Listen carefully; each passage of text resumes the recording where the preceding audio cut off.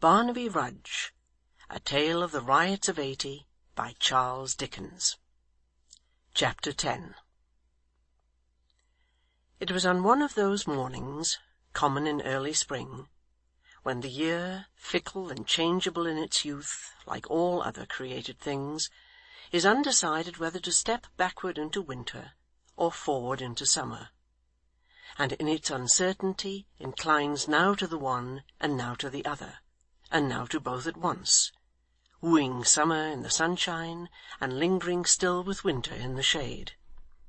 It was, in short, on one of those mornings when it is hot and cold, wet and dry, bright and lowering, sad and cheerful, withering and genial, in the compass of one short hour, that old John Willet, who was dropping asleep over the copper boiler, was roused by the sound of a horse's feet, and glancing out at window, beheld a traveller of goodly promise, checking his bridle at the Maypole door. He was none of your flippant young fellows, who would call for a tankard of mulled ale and make themselves as much at home as if they had ordered a hogshead of wine; none of your audacious young swaggerers, who would even penetrate into the bar, that solemn sanctuary, and, smiting old John upon the back, inquire if there was never a pretty girl in the house, and where he hid his little chambermaids, with 100 other impertinences of that nature. None of your free and easy companions, who would scrape their boots upon the fire-dogs in the common room, and be not at all particular on the subject of spittoons. None of your unconscionable blades, requiring impossible chops, and taking unheard-of pickles for granted. He was a staid, grave, placid gentleman, something past the prime of life, yet upright in his carriage for all that, and slim as a greyhound. He was well mounted upon a sturdy chestnut cob, and had the graceful seat of an experienced horseman, while his riding gear, though free from such fopperies as were then in vogue, was handsome and well chosen. He wore a riding-coat of a somewhat brighter green than might have been expected to suit the taste of a gentleman of his years, with a short black velvet cape, and laced pocket-holes and cuffs, all of a jaunty fashion. His linen, too, was of the finest kind, worked in a rich pattern at the wrists and throat, and scrupulously white. Although he seemed, judging from the mud he had picked up on the way, to have come from London, his horse was as smooth and cool as his own iron-grey periwig and pigtail. Neither man nor beast had turned a single hair, and saving for his soiled skirts and spatter-dashes, this gentleman, with his blooming face, white teeth, exactly ordered dress, and perfect calmness, might have come from making an elaborate and leisurely toilet to sit for an equestrian portrait at old John Willet's gate. It must not be supposed that John observed these several characteristics by other than very slow degrees, or that he took in more than half a one at a time, or that he even made up his mind upon that without a great deal of very serious consideration. Indeed, if he had been distracted in the first instance by questionings and orders, it would have taken him at the least a fortnight to have noted what is here set down. But it happened that the gentleman, being struck with the old house, or with the plump pigeons which were skimming and curtsying about it, or with the tall maypole, on the top of which a weathercock, which had been out of order for 15 years, performed a perpetual walk to the music of its own creaking, sat for some little time looking round in silence. Hence John, standing with his hand upon the horse's bridle, and his great eyes on the rider, and with nothing passing to divert his thoughts, had really got some of these little circumstances into his brain by the time he was called upon to speak. "A quaint place this," said the gentleman, and his voice was as rich as his dress. "Are you the landlord?" "At your service, sir," replied John Willet. "You can give my horse good stabling, can you, and me an early dinner? I am not particular what, so that it be cleanly served, and a decent room, of which there seems to be no lack in this great mansion." said the stranger, again running his eyes over the exterior. You can have, sir, returned John, with a readiness quite surprising, anything you please. It's well I'm easily satisfied, returned the other with a smile, or that might prove a hardy pledge, my friend. And saying so, he dismounted with the aid of the block before the door in a twinkling. "Halloa there, Hugh!" roared John. "I ask your pardon, sir, for keeping you standing in the porch, but my son has gone to town on business, and the boy being, as I may say, of a kind of use to me, I'm rather put out when he's away. Hugh! A dreadful idle, vagrant fellow, sir, half a gipsy, as I think, always sleeping in the sun in summer, and in the straw in winter time, sir. Hugh! Dear Lord, to keep a gentleman a-waiting here through him! Hugh! I wish that chap was dead. I do indeed." "Possibly he is," returned the other. "I should think if he were living, he would have heard you by this time." "In his fits of laziness, he sleeps so desperate hard," said the distracted host, "that if you were to fire off cannon balls into his ears, it wouldn't wake him, sir." The guest made no remark upon this novel cure for drowsiness, and recipe for making people lively, but, with his hands clasped behind him, stood in the porch, very much amused to see old John, with the bridle in his hand, wavering between a strong impulse to abandon the animal to his fate, and a half disposition to lead him into the house and shut him up in the parlour while he waited on his master. "Pillory the fellow! Here he is at last!" cried John, in the very height and zenith of his distress. "Did you hear me a-calling, villain?" The figure he addressed made no answer, but putting his hand upon the saddle, sprung into it at a bound, turned the horse's head towards the stable, and was gone in an instant. "Brisk enough when he is awake," said the guest. "Brisk enough, sir," replied John, looking at the place where the horse had been, as if not yet understanding quite what had become of him. "He melts, I think. He goes like a drop of froth. You look at him, and there he is. You look at him again, and there he isn't." Having, in the absence of any more words, put this sudden climax to what he had faintly intended should be a long explanation of the whole life and character of his man, the oracular John Willet led the gentleman up his wide dismantled staircase into the Maypole's best apartment. It was spacious enough in all conscience, occupying the whole depth of the house, and having at either end a great bay window, as large as many modern rooms, in which some few panes of stained glass, emblazoned with fragments of armorial bearings, though cracked and patched and shattered, yet remained, attesting by their presence that the former owner had made the very light subservient to his state, and pressed the sun itself into his list of flatterers, bidding it, when it shone into his chamber, reflect the badges of his ancient family, and take new hues and colours from their pride. But those were old days, and now every little ray came and went as it would, telling the plain, bare, searching truth. Although the best room of the inn, it had the melancholy aspect of grandeur in decay, and was much too vast for comfort.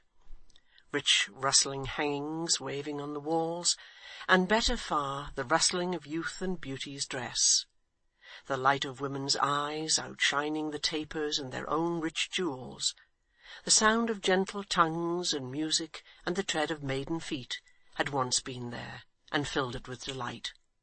But they were gone, and with them all its gladness. It was no longer a home. Children were never born and bred there. The fireside had become mercenary, a something to be bought and sold, a very courtesan. Let who would die, or sit beside, or leave it, it was still the same. It missed nobody, cared for nobody, had equal warmth and smiles for all. God help the man whose heart ever changes with the world, as an old mansion when it becomes an inn. No effort had been made to furnish this chilly waste, but before the broad chimney a colony of chairs and tables had been planted on a square of carpet, flanked by a ghostly screen enriched with figures, grinning and grotesque. After lighting with his own hands the faggots which were heaped upon the hearth, old John withdrew to hold grave counsel with his cook, touching the stranger's entertainment, while the guest himself, seeing small comfort in the yet unkindled wood, opened a lattice in the distant window, and basked in a sickly gleam of cold March sun. Leaving the window now and then, to rake the crackling logs together, or pace the echoing room from end to end, he closed it when the fire was quite burned up, and having wheeled the easiest chair into the warmest corner, summoned John Willet. "Sir?" said John. He wanted pen, ink, and paper. There was an old standish on the mantel-shelf containing a dusty apology for all three. Having set this before him, the landlord was retiring, when he motioned him to stay. "There's a house not far from here," said the guest, when he had written a few lines, "which you call the Warren, I believe." As this was said in the tone of one who knew the fact, and asked the question as a thing of course, John contented himself with nodding his head in the affirmative, at the same time taking one hand out of his pockets to cough behind, and then putting it in again. "I want this note," said the guest, glancing at what he had written and folding it, "conveyed there without loss of time, and an answer brought back here. Have you a messenger at hand?" John was thoughtful for a minute or thereabouts, and then said yes. "Let me see him," said the guest. This was disconcerting, for Joe being out, and Hugh engaged in rubbing down the chestnut cob, he designed sending on the errand Barnaby, who had just then arrived in one of his rambles, and who, so that he thought himself employed on a grave and serious business, would go anywhere. "Why, the truth is," said John, after a long pause, "that the person who'd go quickest is a sort of natural, as one may say, sir, and though quick of foot, and as much to be trusted as the post itself, he's not good at talking, being touched and flighty, sir."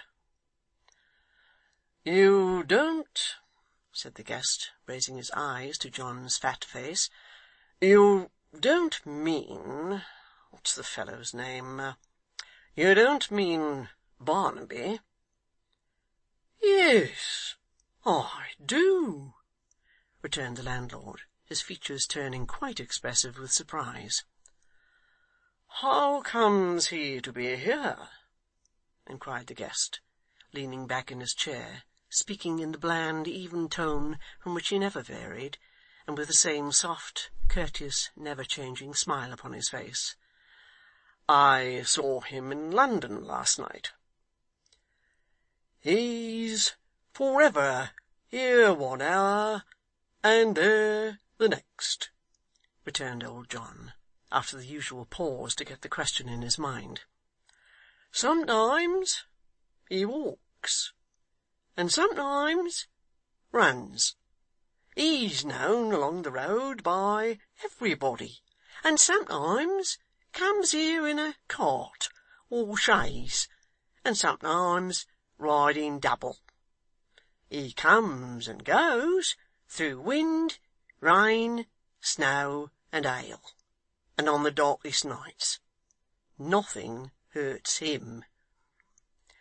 'He goes often to the Warren, does he not?' said the guest carelessly. 'I seem to remember his mother telling me something to that effect yesterday, but I was not attending to the good woman much.' 'You're right, sir,' John made answer.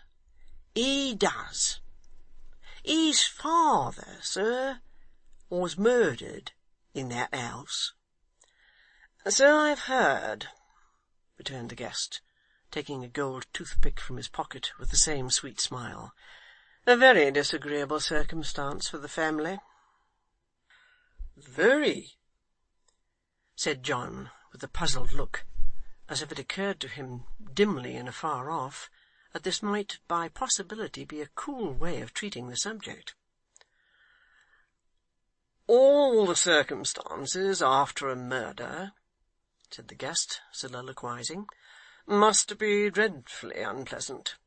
So much bustle and disturbance, no repose, a constant dwelling upon one subject, and the running in and out and up and down stairs intolerable. I wouldn't have such a thing happen to anybody I was nearly interested in, on any account. 'Twould be enough to wear one's life out. You were going to say, friend?' he added, turning to John again. 'Only that Mrs Rudge lives on a little pension from the family, and that Barnaby's as free of the house as any cat or dog about it,' answered John. 'Shall he do your errand, sir?' 'Oh, yes,' replied the guest. 'Oh, certainly. Let him do it by all means. Please to bring him here, that I may charge him to be quick. If he objects to come, you may tell him it's Mr Chester. He will remember my name, I dare say.' John was so very much astonished to find who his visitor was, that he could express no astonishment at all, by looks or otherwise, but left the room as if he were in the most placid and imperturbable of all possible conditions. It has been reported that when he got downstairs, he looked steadily at the boiler for 10 minutes by the clock, and all that time never once left off shaking his head, for which statement there would seem to be some ground of truth and feasibility, inasmuch as that interval of time did certainly elapse before he returned with Barnaby to the guest's apartment. 'Come hither, lad,' said Mr Chester. 'You know Mr Geoffrey Haredale?' Barnaby laughed, and looked at the landlord as though he would say, 'You hear him?' John, who was greatly shocked at this breach of decorum, clapped his finger to his nose, and shook his head in mute remonstrance.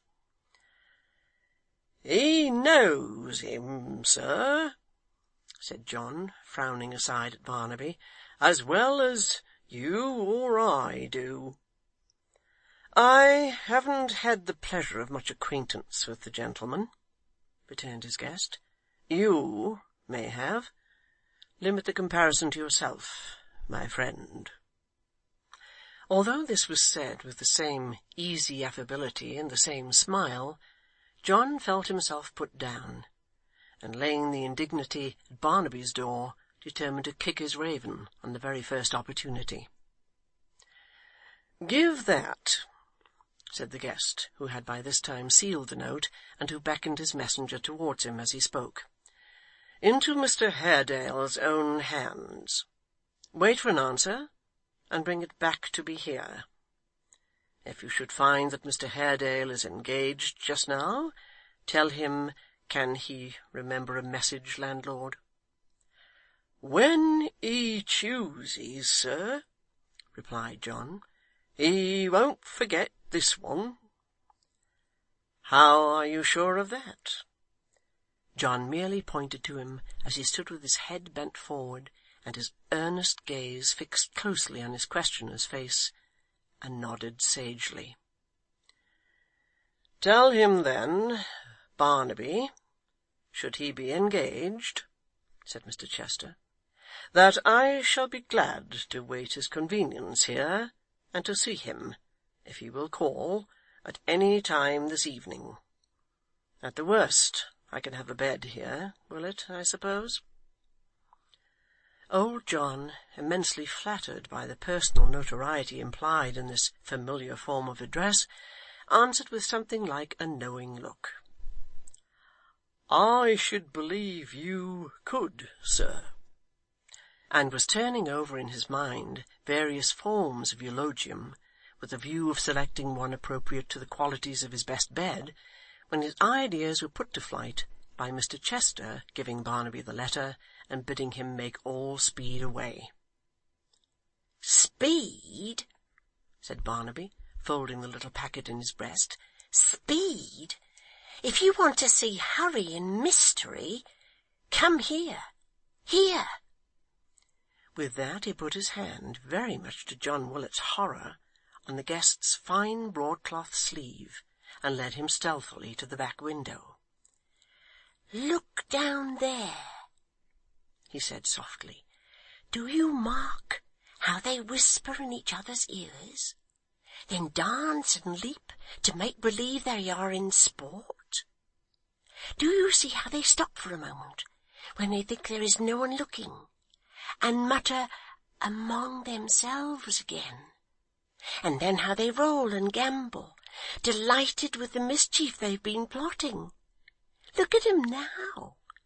See how they whirl and plunge, and now they stop again and whisper cautiously together, little thinking, mind, how often I have lain upon the grass and watched them. I say, what is it that they plot and hatch? Do you know?" "They are only clothes," returned the guest, "such as we wear, hanging on those lines to dry, and fluttering in the wind." "Clothes!" echoed Barnaby, looking close into his face, and falling quickly back. "Why, how much better to be silly than as wise as you. You don't see shadowy people there, like those that live in sleep. Not you. Nor eyes in the knotted panes of glass, nor swift ghosts when it blows hard. Nor do you hear voices in the air, nor see men stalking in the sky. Not you. I lead a merrier life than you, with all your cleverness. You're the dull men, we're the bright ones. I'll not change with you, clever as you are. Not I." With that he waved his hat above his head, and darted off. "A strange creature, upon my word," said the guest, pulling out a handsome box, and taking a pinch of snuff. "He wants imagination," said Mr Willet, very slowly, and after a long silence. "That's what he wants. I've tried to instil it into him many and many's the time, but," John added this in confidence, "he ain't made for it. That's the fact." To record that Mr Chester smiled at John's remark would be little to the purpose, for he preserved the same conciliatory and pleasant look at all times. He drew his chair nearer to the fire, though, as a kind of hint that he would prefer to be alone, and John, having no reasonable excuse for remaining, left him to himself. Very thoughtful old John Willet was, while the dinner was preparing, and if his brain were ever less clear at one time than another, it is but reasonable to suppose that he addled it in no slight degree by shaking his head so much that day. That Mr Chester, between whom and Mr Haredale it was notorious to all the neighbourhood a deep and bitter animosity existed, should come down there for the sole purpose, as it seemed, of seeing him, and should choose the Maypole for their place of meeting, and should send to him express, were stumbling blocks John could not overcome. The only resource he had was to consult the boiler, and wait impatiently for Barnaby's return. But Barnaby delayed beyond all precedent. The visitor's dinner was served, removed, his wine was set, the fire replenished, the hearth clean swept, the light waned without, it grew dusk, became quite dark, and still no Barnaby appeared. Yet though John Willet was full of wonder and misgiving, his guest sat cross-legged in the easy-chair, to all appearance as little ruffled in his thoughts as in his dress, the same calm, easy, cool gentleman, without a care or thought beyond his golden toothpick. "Barnaby's late," John ventured to observe, as he placed a pair of tarnished candlesticks some 3 feet high upon the table, and snuffed the lights they held. "He is rather so," replied the guest, sipping his wine. "He will not be much longer, I dare say." John coughed, and raked the fire together. "As your roads bear no very good character, if I may judge from my son's mishap, though," said Mr. Chester, "and as I have no fancy to be knocked on the head, which is not only disconcerting at the moment, but places one besides in a ridiculous position with respect to the people who chance to pick one up, I shall stop here to-night. I think you said you had a bed to spare?" "Such a bed, sir," replied John Willet. "Aye, such a bed as few, even of the gentry's houses, own. A fixter here, sir. I've heard say that bedstead is nigh 200 years of age. Your noble son, a fine young gentleman, slept in it last, sir, half a year ago." "Upon my life, a recommendation," said the guest, shrugging his shoulders and wheeling his chair nearer to the fire. "See that it be well aired, Mr. Willet, and let a blazing fire be lighted there at once. This house is something damp and chilly." John raked the faggots up again, more from habit than presence of mind, or any reference to this remark, and was about to withdraw when a bounding step was heard upon the stair, and Barnaby came panting in. "He'll have his foot in the stirrup in an hour's time," he cried, advancing. "He has been riding hard all day, has just come home, but will be in the saddle again as soon as he has eat and drank, to meet his loving friend." "Was that his message?" asked the visitor, looking up without the smallest discomposure, or at least without the show of any. "All but the last words," Barnaby rejoined. "He meant those. I saw that in his face." "This for your pains?" said the other, putting money in his hand and glancing at him steadfastly. "This for your pains, sharp Barnaby." "For Grip, and me, and Hugh to share among us," he rejoined, putting it up and nodding as he counted it on his fingers. "Grip 1, me 2, Hugh 3. The dog, the goat, the cats. Well, we shall spend it pretty soon, I warn you. Stay. Look, do you wise men see nothing there now?" He bent eagerly down on one knee, and gazed intently at the smoke, which was rolling up the chimney in a thick black cloud. John Willet, who appeared to consider himself particularly and chiefly referred to under the term wise men, looked that way likewise, and with great solidity of feature. "Now, where do they go to, when they spring so fast up there?" asked Barnaby. "Eh?" Why do they tread so closely on each other's heels, and why are they always in a hurry?